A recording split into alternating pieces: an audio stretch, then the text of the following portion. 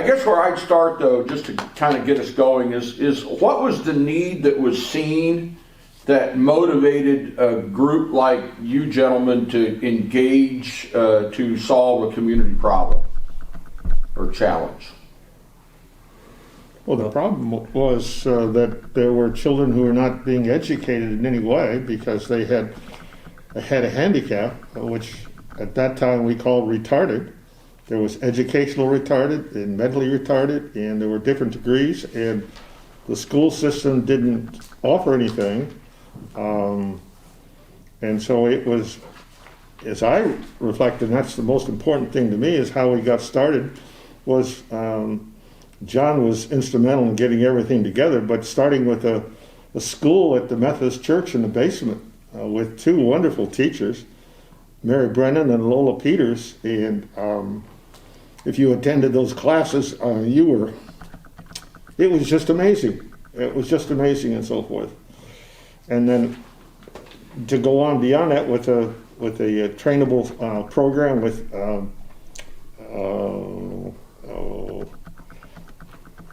what's his name? I just had it on the tip of my tongue. The workshop? The workshop? Yes. Oh, the shelter workshop with Fred Teddy. Ted Freddy, I'm sorry. And Fred was doing a scoutmaster for a group in the Methodist Church, I think, in the basement at that time. So. And the other part of that is then the executive directors that we had from Dale Francis, from our Sunday Visitor. He volunteered his time to help us get started. Bill Prezan, too, pitched in one year when we were without a executive director. But Dale Francis really pitched in. Mm-hmm. Outstanding individuals. Mm-hmm. Brooks, I remember when we moved here in '64, our daughter was 1 year old. We looked around at where are there services available that could help her, and she's Down syndrome. We couldn't find anything within 30 miles, and that was a dinky little operation that hardly is worth mentioning. And so for us, it was, where are we going to find services for her? She's going to need help. And we have no idea what to do, and there just seemed to be nothing available, even within any kind of a reasonable distance. So we were interested in seeing something getting created, but had no idea what, how, or where, just total loss. But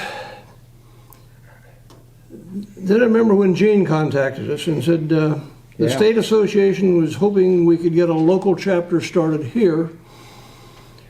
And I remember that stuck with me that the demographic said, based on the population of this county, there should probably be about 1,000 developmentally disabled people in the county. I don't think any of us could have mentioned 6 people. Yeah. They were hidden at home. They didn't get out. I mean, if the parents and the rest of the family went someplace, the handicapped child didn't go, or somebody stayed at home with them. They were just hidden. And we said, this isn't right. And I remember Janice telling a story that God gave us a handicapped child, and we need to make the best of it, and we can't let them be any different than anybody else. So we expected everything out of Melissa that she was capable of. Same behaviors, reach your potential, do all you can do. And we were just too young and dumb to know what we're doing. But we've had so many compliments over the years of how we kept her out in society. She was part of the family. We're a family that's in the community. There was no hiding her at home, and it was, we've had so many people come to us and say, what an influence that was. But yeah, we had a need, but when it was brought to us by Gene that they'd like to start a local chapter, I said, no, let's get involved and help with that. So it was part of the process of making that happen. You talked a little bit about, I think at that time it was State Senator Gene Snowden. Mm-hmm, I think so. And Sounds like he recruited you three specifically to help make something Yep. good happen. Obviously, there was a community need, but yet there were individuals who had a very personal experience Yep. to have resources brought to bear to help make a better life possible. So, talk a little bit about those early day conversations with Gene Snowden. Gene originally, when he was a senator at the State House, was also an insurance man selling insurance in town. And there was an insurance man on the Indiana Association for Retarded Children's Board of Directors that was also involved in the legislature. And Gene made that contact through this individual, and this individual said Huntington doesn't have an association for retarded children, which is what they were called at that time. And so Gene picked that up, and he brought it back, and he contacted the three of us, and from that, we developed the incorporation and established a corporation, and then recruited the board of directors. And that's just a real quick version of how this all got started. And then, of course, from the board of directors, it all blossomed from that point. John, in my recollection and opinion, was instrumental in really getting things started. And as Roy said, we're talking about 1,000. I think the slogan was 1,001, if I recall. Yeah. And got us all together. And I did the paperwork. I think Royce did the financial work, and John Did the legwork. you just had enough enthusiasm that you got us all involved, and then when you had any contact, as I said, going to the what I would call the preschool and so forth at the Methodist Church, you just had to be inspired to get involved and do something to try to help and so forth. I've told the story too many times that it's still, God, I can't even do it. Talk about it.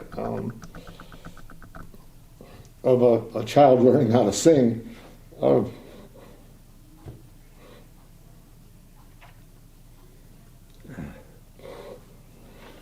That didn't talk when she started school. It was. Yeah. Those are some powerful stories. When, as Royce mentioned, for so many years as a society, we either chose to institutionalize somebody with intellectual and developmental disabilities, or we closeted them at home, and they never had the opportunity to experience an art class or a music class. And when you see what Pathfinders now does with Creative Ability Studios, I listen to Dave and the emotion that's with that, but I know I've got pieces of art that are hanging in my office and in my home that people have admired numerous times, and they say, well, who's the artist? And I show them a picture of the person who made the artist, and they're flabbergasted that this person has obvious intellectual or developmental disabilities, but yet the artwork speaks for itself. Yeah. And to David's point, individuals that maybe were not very verbal, but they find a release of their spirit through the lyrics and the tune, are able to be very, very articulate with that. And I think those are the kinds of things that we've seen from those early days to what Pathfinders has evolved to today, where it's a fully orbed, comprehensive individual and community development organization that promotes the best quality of life for people of all abilities in every community that we serve. And I guess I come to this, and we'll move back and forth, but to Dave's point of what I was just sharing, how has where Pathfinders is today exceeded any expectations that you gentlemen had of it at the beginning? Oh, are you kidding? We didn't have $1. At the first board of directors meeting, I'm walking out of the first board of directors meeting where I was elected president at that meeting. It was in the Hotel La Fontaine downtown. I can almost point to the spot. And as I'm walking out, Herb Lamont slips a piece of paper in my hand, and he says, "Don't tell anybody where you got this, but if you need more, come out and see me." And I got to the point where I could almost make aluminum castings. I was out there so much out at Mako. And I opened my hand, and he had given me $500, and that was our opening money that we received to get this thing started. And I spent more than one evening over at Kay and Herb's home with them, and there are just so many magnanimous things that happened along the way. The Moose March, you can't say enough about the Moose March. We had to have, in order to get the financing behind this thing costs money to do these things. And in order to get the financing behind this thing, we had to show, number one, community support. In order to get financing from the State Board of Health, Marty Myers at the State Board of Health, and Bob Spaulding was in charge of the mental retardation division of the State Board of Health. And the other thing we needed to show is that we had the financial backing of the community. And so number one was getting the membership, and that was where the Moose March for the 1001 came in. And each one was significant because each one in the community was important to support the retarded, and each one of the retarded were important to be supported. So that is where the 1001 came from. Okay, so I have this clear, because I know that has been an important point, and that was really a rallying theme that you had. So the estimate was 1,000 for the county. In the per county, and then the one was so that we understood each person mattered. Right. Each person mattered. Right. And each person in the community mattered to support it, and each person who had the problem of the mental retardation was important to be supported. So that's where the 1001, the Moose March for the 1001 came from, and Art Turner and the so at the very beginning, what was involved in becoming a member?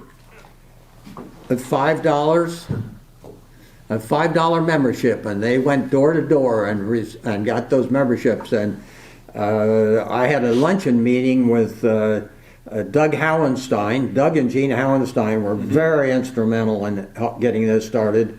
And I had a luncheon meeting with Doug, and Doug told me, if you will hire Concord counselors, which was Dave Allen or Dave DeVoe and Lloyd Allen out of Fort Wayne, and they were currently in the process of turning our United Fund away, not United Way, it was United Fund around. And he said, if you will hire them, I will pay for it. And that's pretty hard to turn down. Mm-hmm. And so they came in and did the brochures and did the cards and got the thing organized, and we went to the Moose Lodge and had a meeting at the Moose Lodge, and I gave you tonight that presentation I made at the Moose Lodge at that meeting, and they voted to do this as a community service project. And I've had, even to this day, I have people, the Moose, come up to me and remind me of the Moose March and what they did and how they went out. And we had 1,000 members. A little interesting side part of that is when we went to the county council, we were asking for $40,000. Now, $40,000 in 1966 dollars, multiply that at least by 10 or 20 in 2020 dollars to see what kind of money that was. Well, I was sitting here when you talked about Mr. Lamont handing you $500 in 1966. Yeah. I factored that with the inflation factors, where something doubles every 12 years. That's 4.5 multiples. Yeah. And $500 goes to about 10 or 11,000. Yeah. So if if you take 40,000, you know, and factor it out, that's serious money. I want to follow up on this business of what this meant to us and how this all worked out. We were going to the county council for $40,000. And of course, we were making individual contacts with people that we knew on the county council. I had that, and Gene was too. Gene helped in that. And when we got to the county council meeting, we had several questions about our organization. Of course, we had a lot of support from the newspaper. We had a lot of publicity up to that time. The Moose March created a lot of publicity. We had great support from Lemoyne Dravenstadt and some of the other, and Howard Houghton and the Village, and his column, The Village, for this organization. So all of those things were coming together to us going to the county council meeting. But we had one person from Andrews, Indiana, who was the representative from that district, who sort of gruffly said, I've never heard of you people. Who do you have from Andrews who belonged to your organization? Well, Ann McIntosh was there, and she had her little 3x5 file card there of memberships, and Ann started turning Andrews, name after name from Andrews out as members. It got to be funny. The people around the table started laughing, and somebody made the motion to pass it, and they passed it, boom, just like that, and then we had our $40,000. Well, you done your homework and you did your door-to-door stuff. So the membership in that Moose March really paid off in making that thing happen. And now we had our membership to show the state. We had our money to show the state. We had the United Way behind us. We had the membership dollars behind us. Now we could go to the state and really talk turkey with Marty Myers and Bob Spaulding. And of course we got support from them from that point. Then once we got our program, we had to have a program. Mm-hmm. And of course the program came about. I had a luncheon meeting with Lawrence Foote. Lawrence Foote? He was superintendent of schools, right? Yeah, superintendent of schools. Foote. What was his first name? Lawrence. I think it was Lawrence. Lawrence Foote. Yeah. Lawrence Foote. I had a dinner meeting with him and at luncheon, and he arranged for $1 and other valuable considerations we could have the building out on Etna Avenue. And so now we had our building for $1 and other valuable considerations. And so that piece came together. Mm-hmm. At those luncheon meetings, and then of course we had Fred Teddy lined up as the shelter workshop director, and I had a very interesting meeting with Mary Brennan one night. Somebody, I think it was probably Barb Boniface, that suggested, I was asking, I didn't know how you're going to get a teacher, and I think it was Barb Boniface that suggested at the board meeting, well, why don't you contact Mary Brennan? And so I went over, and I knew Bob and Ray Brennan, the Blummers, very, very well. I didn't know Mary. I knew Mary, but not that well. And I went over to their house about 7 o'clock one evening, and I told Mary what we wanted, and Mary immediately said, I can't do that. And Bob was sitting there listening to this conversation, and Bob said, yeah, you can do that, Mary. And about 3 hours of, I can't do that. Oh, yes, you can, Mary. And about 10 o'clock at night, Mary finally said, well, I'll try. And of course, the rest is history. And Mary is a story unto herself, because Mary not only did that, but by Christmas time, she had those students, and they weren't kids. I mean, this is mostly adults that she had in that trainables class, and they were out singing Christmas carols. And believe me, those were Mary's kids. Leave no doubt about it. Those were Mary's kids. And so the public relations that she did and the goodwill that she did out in the community was just absolutely phenomenal. And the fact that she had taken those people that were so many of them in homes, just like Royce said, they were in homes, not out in the community, And now they were in school and they were out performing in front of a group of people at the nursing homes around town. It was amazing. It was amazing. Lola Peters was also involved in that. Huh? Lola Peters was also. And Lola Peters was She's involved. the other in it, teacher. too. The two. Yes, I don't want to forget that. So, but it was just amazing. And the Mary story was Mary went on, did not have a college degree. She went on and got her college degree in special ed, and then she went on and got a master's degree in special ed. So Mary Brennan's story in itself is a heartwarming story. And what all has happened to Mary and how she progressed. Eventually that was assimilated into the school corporation under the direction of Bill Krazan, who is another hero in this thing. Very much a hero. I think the timing was probably right. I think the public was to the point they're willing to, in other words, instead of trying to hide these people in the background, I think the public was beginning to realize it's time to get past that. And there's people here with needs. Let's help out with the needs. And so I think it was easier at that point in time than it might have been 10 years earlier to pull the people together to get the contributions to make things happen. I imagine when Melissa was a month old, the doctor told us what the situation was and suggested we put her in an institution. Yeah. And we said, we're not doing that. Yeah. We never really talked, no discussion. We're not doing that. Yeah. And, Thank goodness you didn't. but that was the culture at the day. Oh yes, I've been down to Muscatatuck when I was in school. I've been down there, and I've treated those patients Yeah. in Muscatatuck. And they were just basically a warehouse. Yes. They weren't cared for. Yes, absolutely, Royce. Some of them were Absolutely. mistreated significantly. Well, the success flourished when the schools undertook the education part. Okay. Yeah. And I cannot tell you, 2 years, 3 years, or so forth. I don't remember exactly when that took place. And then secondly is that our workshop program expanded from small operation there on Etna Avenue to out at the Clear Creek School, which the school corporation turned over us to use.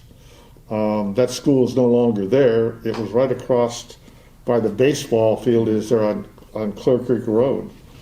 And Fred Teddy was instrumental in getting that program started. So we were out of the education part because the school was taking it over, but we were now into the sheltered workshop training, providing some vocation, a little bit of income, but some training so that they could go out in the workforce. And there was a program about placing people in certain kinds of jobs. And the industries in Huntington cooperated with that. Obviously, it was very local to begin with. But the other part of all that is the executive directors of, if you're going to have a wall of having, again, I'm more related to the early ones as opposed to like John Niederman, who's done a fantastic job, but the foundation was there. We remember, and John and I remember fondly a guy by the name of Charles DeMonico. A unique guy. Oh. He lived out on the university's property. That out. Oh, Thornhill? He lived out at Thornhill. Thornhill. Yeah. And he went to the state to help us get money and so forth. But he was a remarkable guy. Yeah. He was a remarkable guy. I can remember one time I was not on the board at that particular time, by the time that he arrived here. But I can remember one time when I happened to look at their annual report, and I looked at the financial statement, and I said, they're flush with cash. And I said, Charlie Dell, where did you get all this money? He's an Italian. He just threw up his hands. He said, don't ask, don't ask. And I didn't because things were going along so well. I think that one of the things I'd like to get into this thing is why were we successful when so many other ARCs were not successful? Yeah. I think that's a very interesting thing Yeah. that happened here. When the three of us were starting to write the Constitution and bylaws for this organization, we looked around at the state, and we looked at other ARCs around the state of Indiana, and what we saw was some of these organizations had the same people being president year after year after year. And the old adage applied: if you keep doing what you've always done, you're going to keep getting what you always got. And they weren't growing. And so when we put this thing together, we said there's going to be term limits. And you're going to have to change over. You're going to have 2-3 years terms.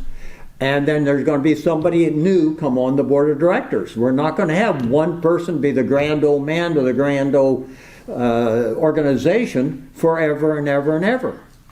And so I think when we put that in place, and we had community leadership in this thing, it was definitely a community leadership. Yes, we had Janice and we had Royce and their family, and we had other families too that were involved. But it was basically, by far, most of the people on the board did not have a child that was mentally retarded. To me, that was the key. That was the key. Because when we look at the other organizations, the board was almost exclusively made up Parents. of parents. Yes.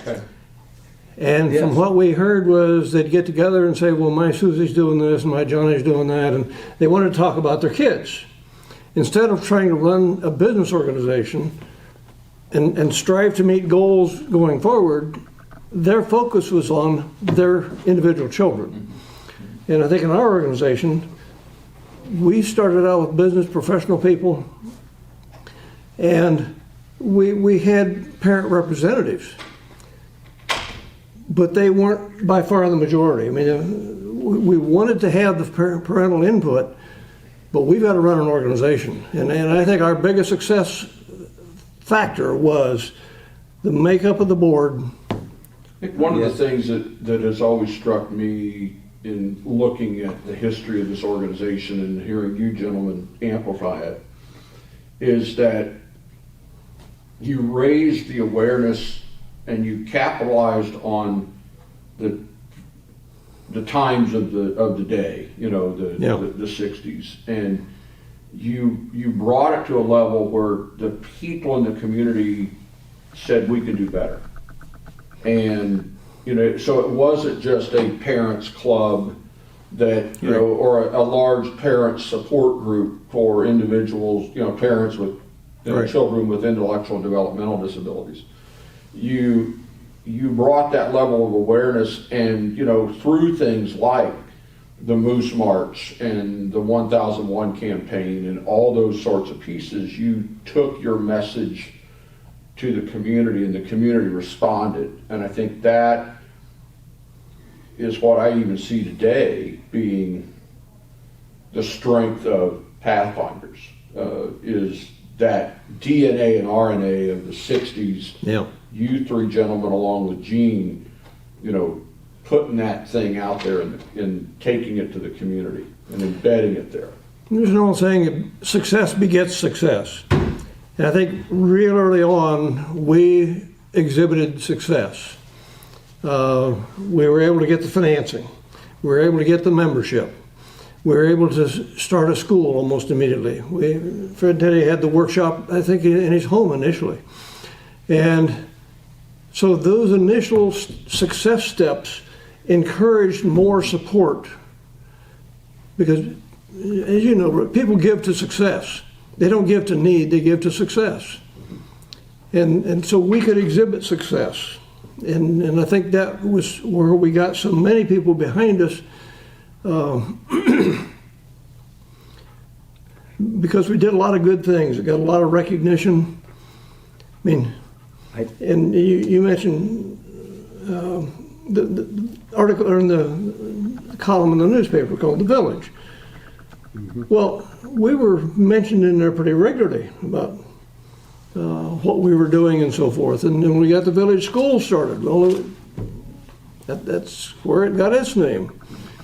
And just one thing after the other, and then we finally got the school corporation behind us. And that took a little bit for that to happen. And then we could really start to move. And so we become very visible, a very visible, successful organization that just kept stepping up the success ladder. But we were, I guess sometimes it's, I don't know whether you call it blind luck or something, but we were very fortunate in getting the right people involved, from the teachers to Fred Teddy. I mean, Freddie was just sort of ideal for that situation.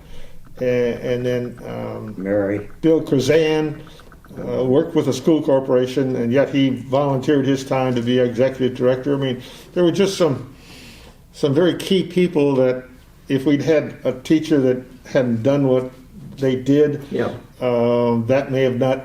I mean, it just, you look back and it's like every day of our lives. We're just fortunate. We just have to be thankful that the right steps were taken. And I attribute a lot of it to John. And I thought I was going to ask him why he did get so involved, because he was just coming here shortly out of the army, out of school and education and so forth. Had a young family, trying to start his practice, and donated a lot of time and energy to this particular organization. And Royce wasn't here long, and I came in late '63, so we were all, so to speak, newcomers. Gene was obviously the established one. Yeah. And why we spent the time and energy that we did.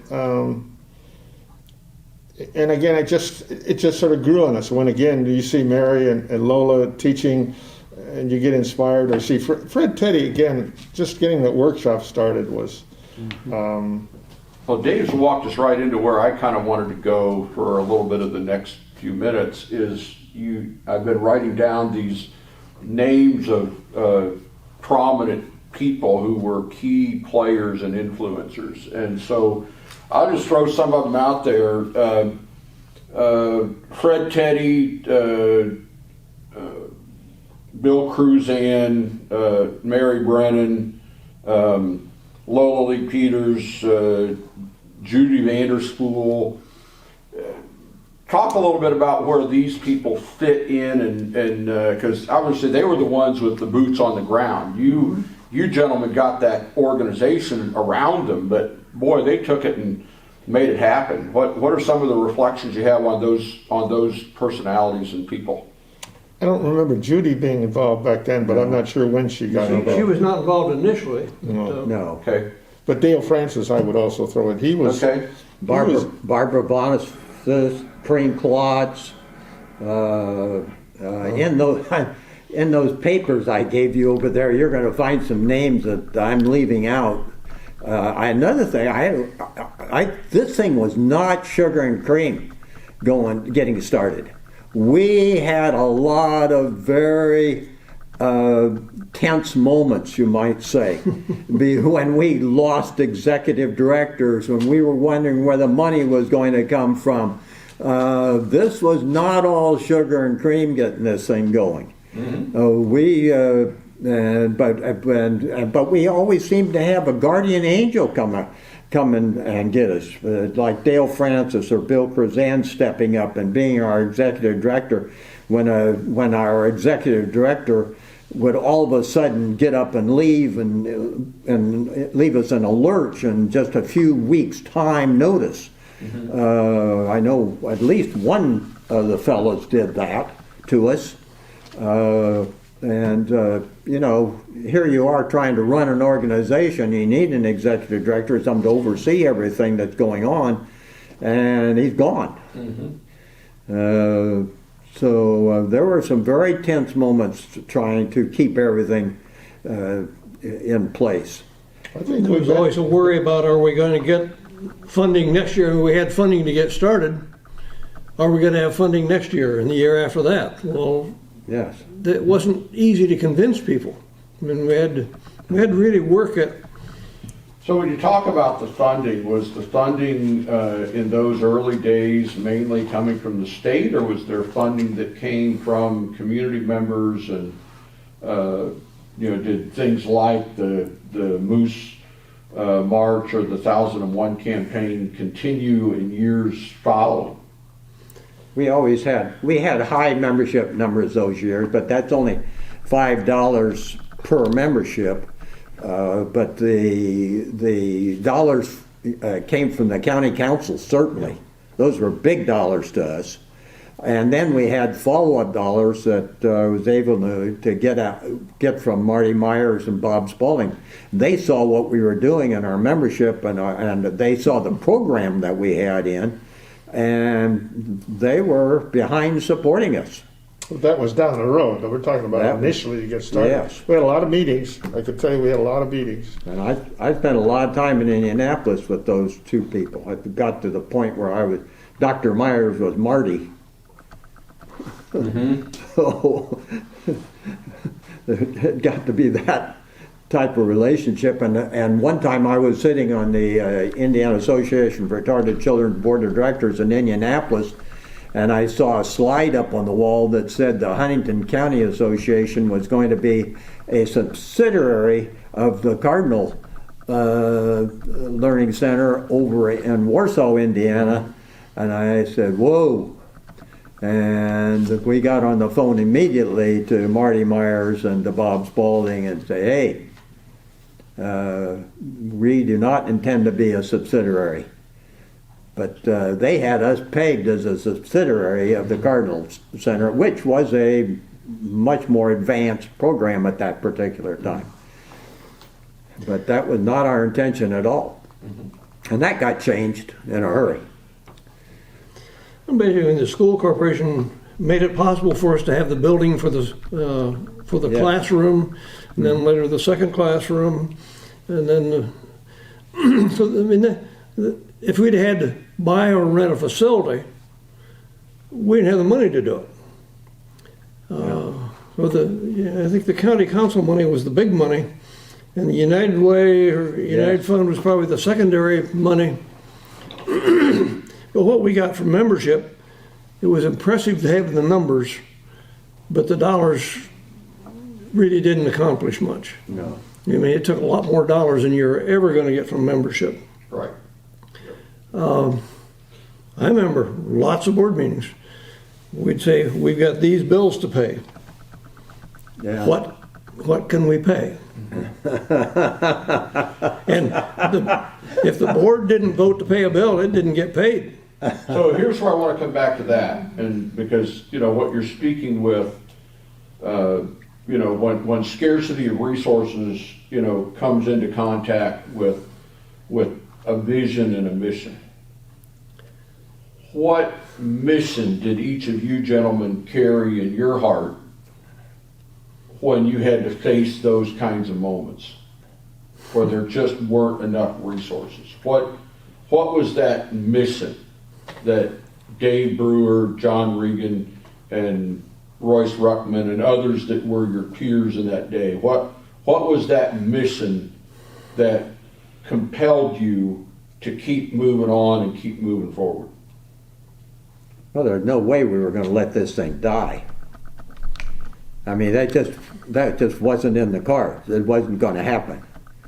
And we were going to scrape together and work and to get those resources one way or the other. The United Way resources were limited. They were what they were, and there was no moving that. The county council resources were limited. There was no moving that. Our moving on resources was either conserving on where we spend, or it was coming out of Bob Spaulding in Indianapolis. And so I did some work down there trying to get that support. But I think we probably... Well, that's the what you did. Why'd you do it? Why? To keep it going. For what reason? Oh my gosh, we had a great thing going. We had this program with the shoulder workshop. We could see the progress that we'd made. We had Mary Brennan doing what she was doing. We could see the advancement of the kids. We could see the improvement, and we're bringing kids out of the woodwork that were previously at home. They're in school. You can't see all that happening and not appreciate that. Hey, this thing can't be stopped right here. So, Well, I think, and I can't speak for Gene Snowden, but I think you're talking about 4 people who make a commitment are going to follow through, not going to let it fail, and so forth. We all volunteered our time. I volunteered my legal work. Royce volunteered his accounting work, and so forth. We had Dale Francis and Bill Kazan, who were not, to my knowledge, paid in any way other than thanked them, and they had a commitment. Again, sometimes it's blind luck. You get the right people involved, and it's contagious. And John, I attribute a lot to John. He inspired me. I think he inspired a lot of people. And for some reason, we've remained friends all the years, even gone fishing together. you catch more bass than I do. Yeah, well, that's why we go. But seriously, there are people in life that you've come in contact that make a commitment they're going to be on a board or do something, and, well, I can't make it this month, or I can't do this, or so forth. But it's just overwhelming, the support that we got, and if somebody asked somebody to do something, it got done. I mean, it was a textbook type of. It was easy. It was easy to but get there was something enthusiastic. down deep in your gut, in your chest. It was If this fails, what bad things happen? It's just easy to get enthusiastic about what was happening. It was easy to get involved. It was easy to spend time. It was the people you were working with. You're talking about the really nice people you're working with. And we're all trying to do the same thing to accomplish this thing, to make it happen. It was an exciting time. To see something new started, if you couldn't get excited over that, you can't get excited over much. I mean, really, to see what was going on, do you see the Moose March going out and getting 1,001 members? If you can't get excited in that, if you can't get excited over seeing the state being involved in a new organization that they were never involved in it, you see the new charter organization that we had, the growth of the different shelter workshops we had and buildings we moved from place to place, and schools that we moved to. You had to get excited about that and feel that enthusiasm in there. I think we all felt there's a real community need. I think that was kind of the impetus to start with. This community needs this type of organization. Right out of the chute, we had some success. We mentioned having this membership drive. We got 1,000 members. We're invited to the next state meeting, annual meeting, because nobody in the state has got 1,000 members.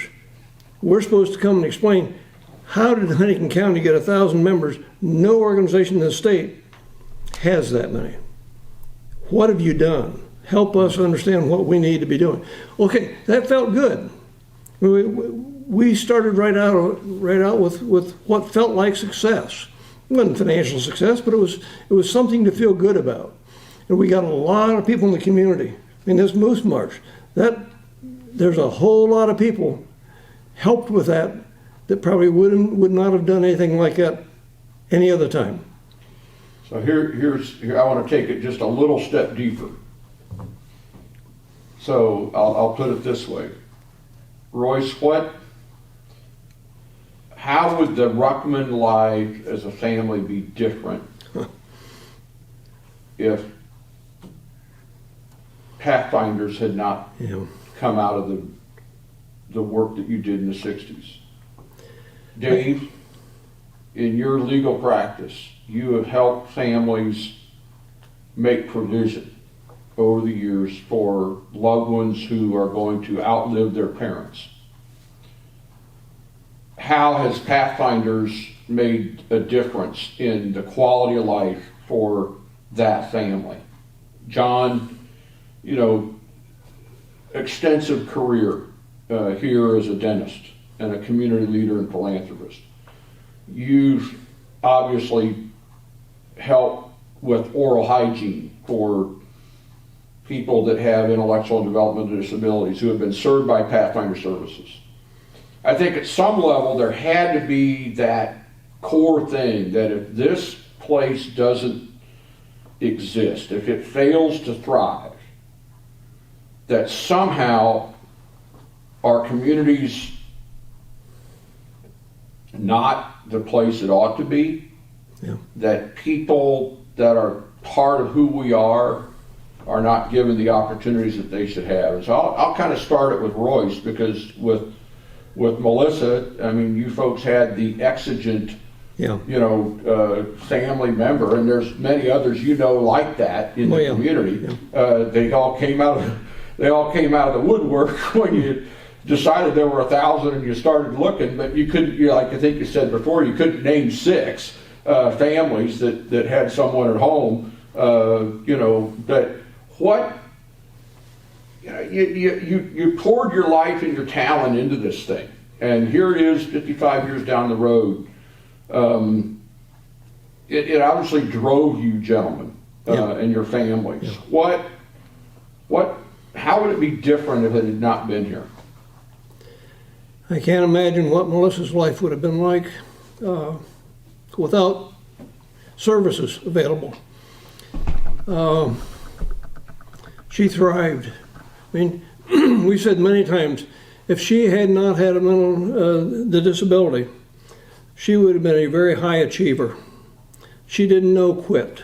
She didn't know, I mean, if she's going to do something, she's going to do it to the absolute best of her ability. And without there's only so much you can do as a parent. Mm-hmm. And we have no idea what to do, and we're just a couple of young people with a young family. We're just stumbling along trying to figure out, how do we make this thing work? How do you raise a kid? And come with manuals. But we've got one that needs more help than the others. How do we do that? And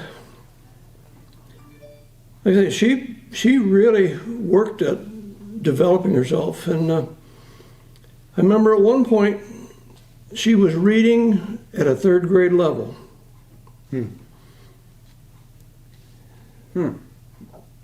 Well, said we had nobody else, or no, whoever it was, somebody in school said, we've not had anybody else be able to get to that level. But she's going to make it happen. She's going to do her absolute best. And I look at how it impacted our other kids. This isn't popular, having a disabled brother or sister. You get a lot of teasing. And we had a neighbor boy. Teased her up one side and down the other every day on the school bus. Our son Mark became her defender. Said he got in fights almost every day on the bus. He was not going to let people put her down. So they became different people. Janice and I became different people. Because we could see how we're changing this life and lots of other lives. As you and I know, people give to success, they give to change lives. We're showing the community we are changing the lives of these people who have been hidden in the home and never allowed out. And now they're becoming part of society. They're changing people's attitudes. This isn't something to be ashamed of, embarrassed by. It's something to work toward helping others fit into their part of the community. We were too dumb to know what we're doing. But we just knew that we got to do all we can. And this organization helped us learn what we can do and what they can do to help Melissa and all the other kids like her. And develop programs where today, as soon as a child is born with a mental handicap and it's obvious, they have programs for them immediately. That was unheard of. And what they found is if we start programming these people immediately, the level of success just skyrockets.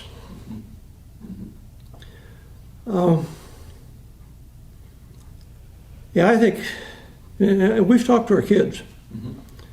They'll all tell you, we are different people because Melissa was in our home. Janice and I are different people. We learned that it's more about giving back, helping, more about the giving than the receiving. And yeah, I was on the forefront in the board and officer positions and so forth. Couldn't have done it without Janice's help. Yeah. And she was behind the scenes, but 100% supportive on everything that was done. Dave, what about you? I mean, you've been a part of this, and there were days you probably had to look at some of those early board meetings when the resources were thin, and it's like, this has got to continue. What were those human interest stories that drove you? Well, I think I talked a little bit about I've always felt so deeply about the school and seeing this girl sing who couldn't speak when she came to school. But I don't know.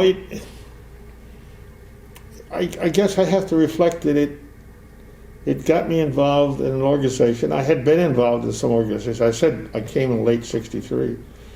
But with the success of this organization and the people that I worked with, and John and Royce and Gene and Dale Francis and so forth, it just made me feel that I need to be fortunate with what I have. And in fact, our first son came along in '66. And I think I've followed through on that on a lot of organizations over the years, being a part of them getting started or a part of those that are already in existence. And I've donated a lot of time and energy and money to try to help those organizations to make this a better community. And I think Pathfinders has obviously made this community and made the people that it's served and the people that work here. I mean, you carry that out in your other activities that you're dealing with. That there are clients who are achieving things that they couldn't have achieved before, and I need to be thankful in my life, my personal life, and I'm willing to contribute.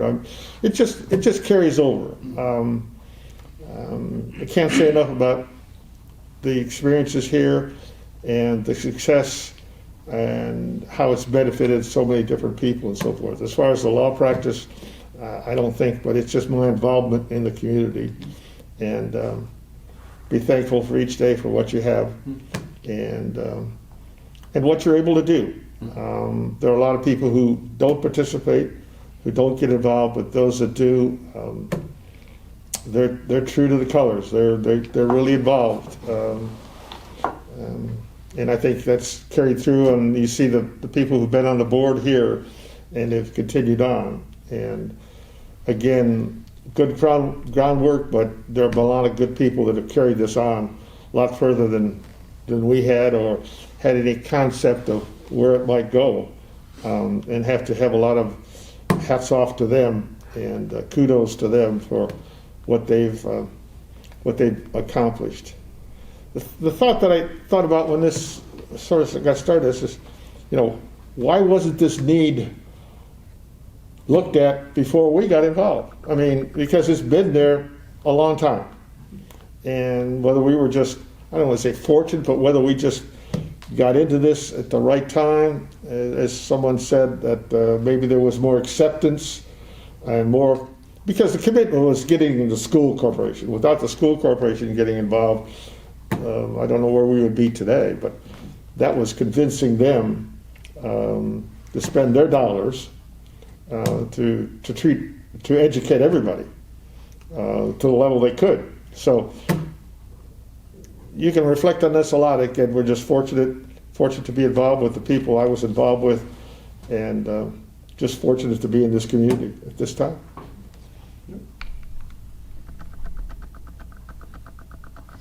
Let me ask this, and we'll I'll give you an answer that you might be surprised at, yeah. because you're looking at professions and the application of those professions and what that happened at that particular time. I had approached the hospital to purchase a dental unit so that I could do dental procedures under general anesthesia out at the hospital. And most of the people that I was operating on were the handicapped people. And that was not available here in Huntington. They had to go to Indianapolis, or they had to go there. And there was one place, one dentist in Fort Wayne that would do some of that. But nobody here in Huntington was doing anything of that nature. But it was, I think that was certainly the cumulative effect of all the publicity and the success that was generated here in the community that helped the board at the hospital support that request for that equipment. And that equipment is still out there, it's still available, and we still are able to do procedures under general anesthesia out there at the hospital, which is, you might be surprised at that little sidecar that little sidecar that happened as a result of all this. And but that's a big thing to many parents, to be able to go out there and be able to do that under general anesthesia, which is Gentlemen, I appreciate that. I did not know that, Yeah. but I can see why that would be important for giving individuals with intellectual and developmental disabilities the support they need to be able to have good dental hygiene in a way that is not disconcerting to them. Well, here it is, 2020, and we're talking to three founders of the organization. You probably never imagined that, it'd be thriving the way it is 55 years down the road. What are your goals for 45 years from now, when Pathfinders hits 100? What visions for that future might you gentlemen have based on what you've seen over the last 55?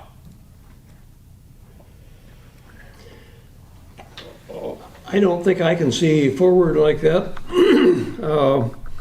Each step of the way has felt like almost an impossibility, but we did it. The next step felt like an impossibility, but we did it. And it just, one kind of kept building on the other. And I don't think there was ever a time we said, well, maybe we'll have an organization like exists today. No. Take the next step, is what I hear you saying. Yeah, and I think our leadership, was board leadership or staff leadership or executive directors, have said, I see another need. Is there some way we could help fulfill that new need that we've identified? I think that's how we got from there to here. I think that's how we're going to get from here to there, is as time goes along, we'll sense a new need. And we'll find a way to fill that. I think I told you one time, I still remember when the director came to us and said, we'd like to expand beyond serving the developmentally disabled. We'd like to move into some other areas. And I was resisting that we're going to lose the focus. We're going to lose what we're all about. We didn't. And it's been great, because there were other needs that we couldn't. For the first 20 years, I don't think we could have dreamed that there might be a place for this organization in doing the other kinds of things that this organization now does. Wouldn't have crossed our mind. Who would think about this organization doing financial counseling with people who buy homes? That was so far off the radar. Huh. But you have to get where, okay, we saw this need, we fulfilled this need, we've been successful at that. What else is there? It's not that you're looking for something, but it comes to your attention. And I think that's, if there was a goal, I would say that's it, is to have an open mind to what the needs of the community are, and be willing to say, what could we do to help overcome some of those needs? Through lots and lots of little steps, that's how we got to where we are today. Well, I think we need just to keep the focus on the human needs as time develops, medical technology develops, electronic. I mean, there are just so many changes in life, but we just always need to look at the human needs, the basic needs. Yeah. And